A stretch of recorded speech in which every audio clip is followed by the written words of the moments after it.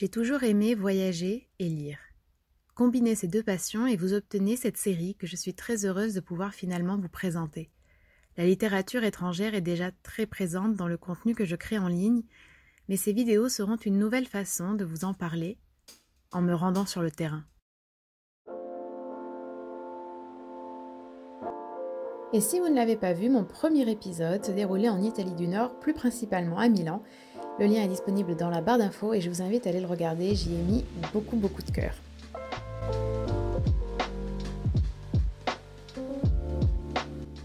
Et pour ce deuxième épisode, je vous emmène dans une ville que j'aime tout particulièrement. Une des villes où je me sens le mieux, une des villes où je me verrai vivre, Berlin.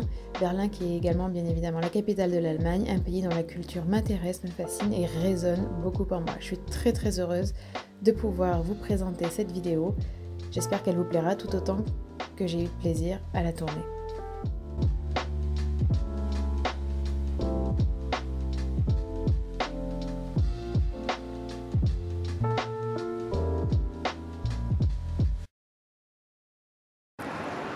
On se trouve tout de suite sur la Bebelplatz, ou la place Bebel si vous préférez, derrière l'opéra, où se sont déroulés en 1933 les autodafés, parmi lesquels ont été brûlés les livres de cet auteur dont je vais vous parler aujourd'hui, Erich Maria Remarque, et notamment À l'Ouest, rien de nouveau.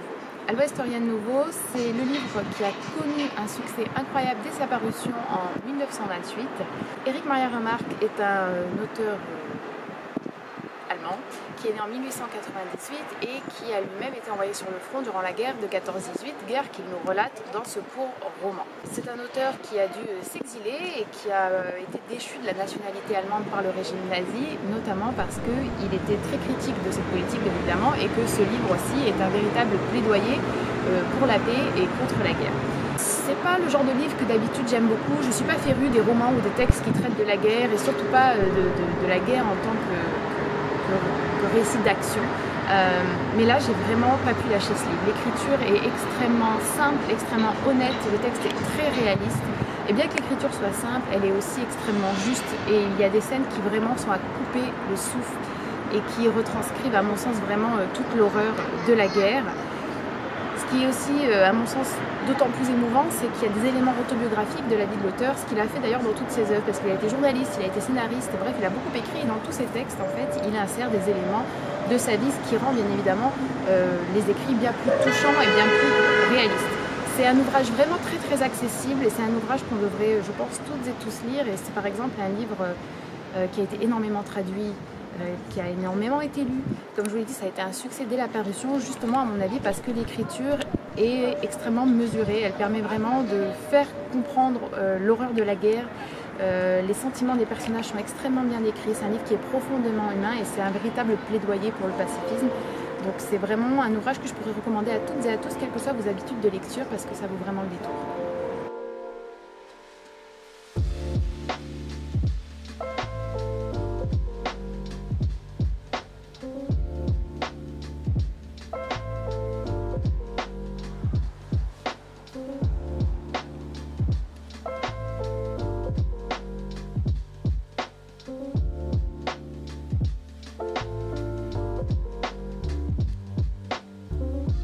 Pas très loin de Bebelplatz, si vous continuez à marcher, vous arriverez sur la rue Charlottenstrasse où a vécu Hoffmann pendant un certain temps. Alors Hoffmann, c'est vraiment un autre siècle et puis un autre style. Il est né en 1776 et mort en 1822 et c'est l'une des figures principales du romantisme allemand, mais également de l'écriture fantastique. En tout cas, il module un côté très classique et traditionnel et un côté plus moderne. Le côté traditionnel et classique, c'est le conte, premièrement, et la structure classique du conte, avec par exemple des récits enchâssés, pardon. Il utilise également l'épistolarité, qui est vraiment un truc très classique. Et de l'autre côté, plus moderne dans les thèmes abordés avec beaucoup de folie, des revenants, la mort, des sorcières et une réutilisation un peu plus moderne de personnages folkloriques allemands.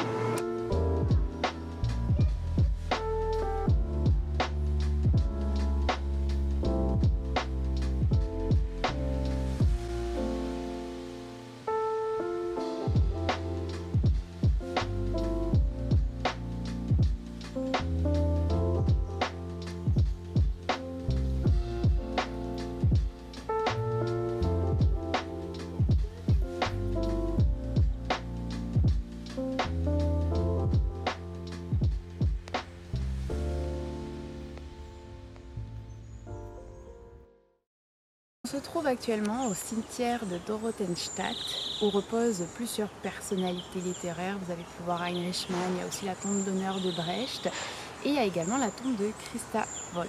Alors Christa Wolf, c'est une autrice que j'ai découverte très récemment parce qu'elle est au programme de l'agrégation. Je ne repasse pas l'agrégation mais juste je me tiens au courant.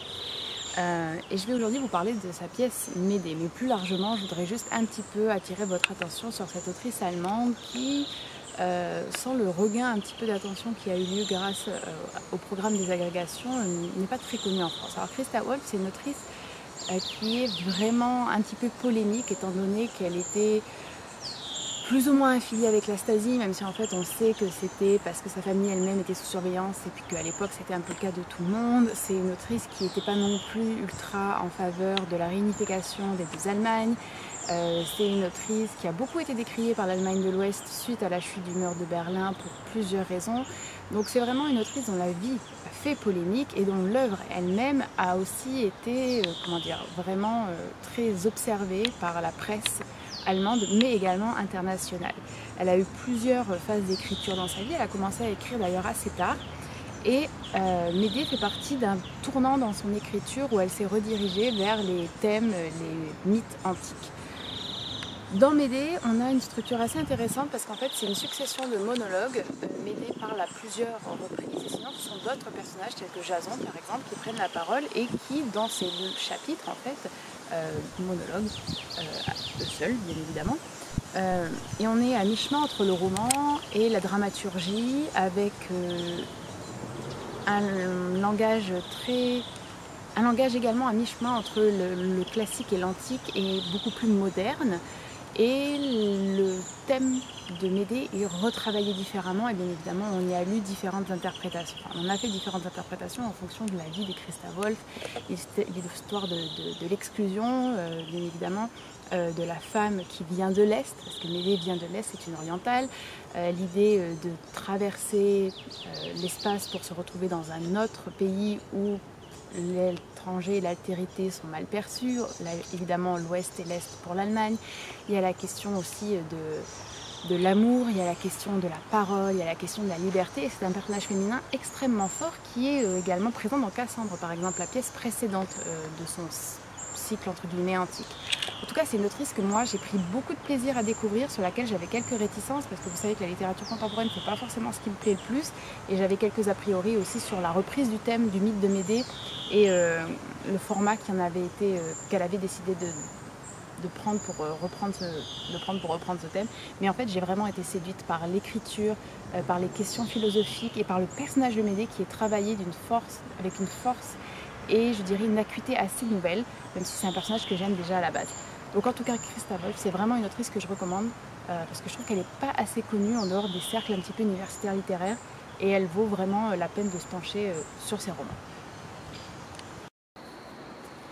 Ok, et si vous sortez juste du cimetière et que vous marchez sur votre gauche, la première maison c'est l'ancienne maison de Brecht.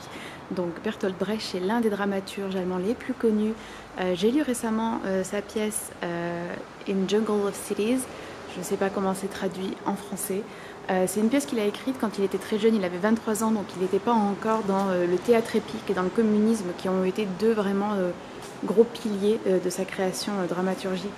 Mais Brecht, c'est vraiment, si vous aimez le théâtre, l'un des dramaturges incontournables du théâtre allemand. C'est un théâtre très moderne, assez complexe, je dirais, et qui peut être interprété politiquement, bien sûr, de façon assez évidente.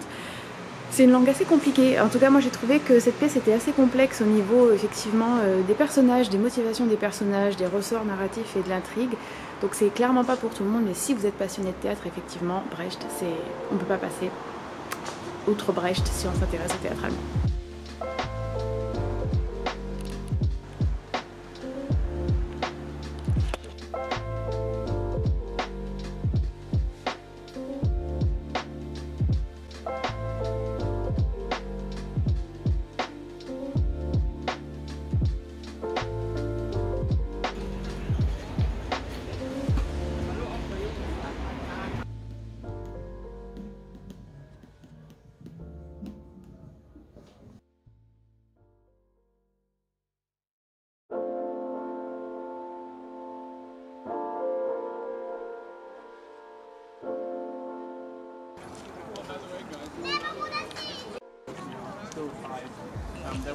L'autobiographie n'est pas mon genre préféré, mais venir en Allemagne et à Berlin et vous faire cette vidéo, c'était pour moi l'occasion de vous parler du Tournant de Klaus Mann, qui est l'autobiographie de Klaus Mann, qui est donc tout simplement le fils de Thomas Mann.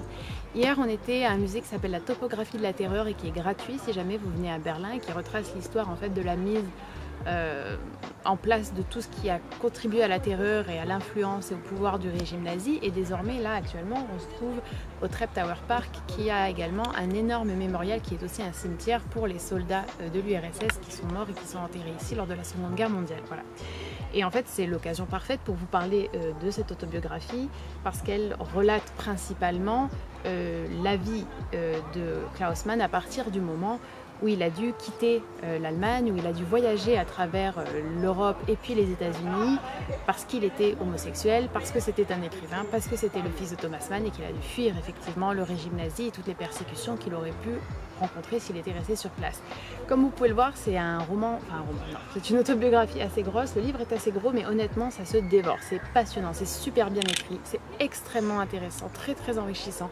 Ce qui est passionnant, c'est de voir en fait des figures d'artistes, d'auteurs, d'acteurs même, de peintres que l'on connaît et de les voir effectivement en tant non pas que personnages artistiques mais en tant que personnes tout simplement agissant dans la vie de Klaus Mann qui les a côtoyés. Ça c'est ce que j'ai vraiment beaucoup aimé dans cette autobiographie et j'ai aimé aussi effectivement la plume de Klaus Mann. À mon avis, il est bien trop éclipsé par la figure certes incroyable de son père Thomas Mann, mais il serait temps de redécouvrir Klaus Mann l'auteur et après avoir lu cette autobiographie, j'ai eu très envie de me diriger vers ses œuvres de fiction.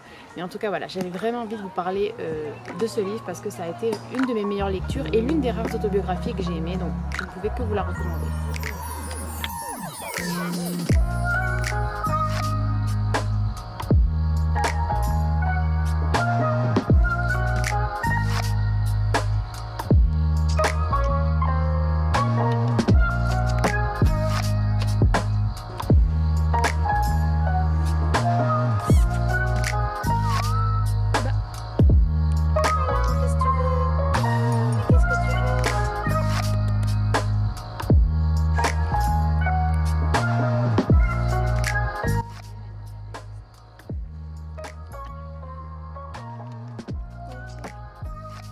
Je me cache un peu du soleil. On finit cette vidéo en beauté avec l'un des grands classiques de la littérature réaliste allemande, Effi-Briest de Théodore Fontane. Alors c'est le dernier roman qu'a écrit Théodore Fontane qui est l'un des chefs de file, si ce n'est l'écrivain le plus connu du réalisme allemand du 19e. Et Effi-Briest est souvent comparé à Madame Bovary, c'est le Madame Bovary allemand. Alors personnellement j'irai pas jusque là parce que quand même l'intrigue est assez différente, mais en tout cas il est clair que si vous avez aimé Madame Bovary, vous risquez d'aimer Effi-Briest. C'est vraiment un roman extrêmement intéressant du point de vue de l'acuité psychologique, de la description effectivement réaliste, et puis c'est aussi très intéressant parce que ça rentre dans cette catégorie, dans cette grande catégorie d'œuvres qui s'intéressent à des destins de femmes brisées, type Madame Bovary, Anna Karenine, Une vie, etc. Et c'est une œuvre qui est du coup particulièrement intéressante à prendre dans dans un axe de lecture comparé. C'est un ouvrage que j'avais lu et étudié à la fac et je me souviens avoir beaucoup aimé. Donc voilà, je vous présente cette œuvre sur l'île au musée à Berlin, dans l'endroit le plus classique peut-être et le plus célèbre un petit peu de Berlin. Je voulais vous présenter pour finir cette vidéo, cette dernière œuvre, un grand classique de la littérature allemande.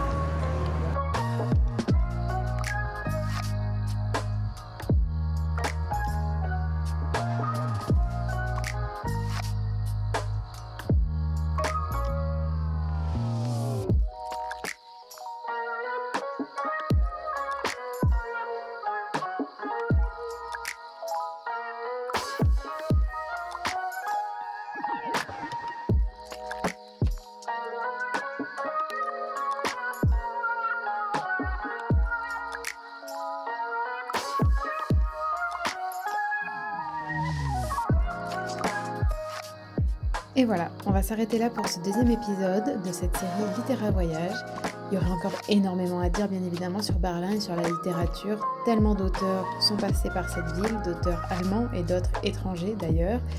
Et petit jeu de fin, il y a également un roman emblématique dont je ne vous ai pas parlé et quelques indices se sont glissés dans ces images de fin.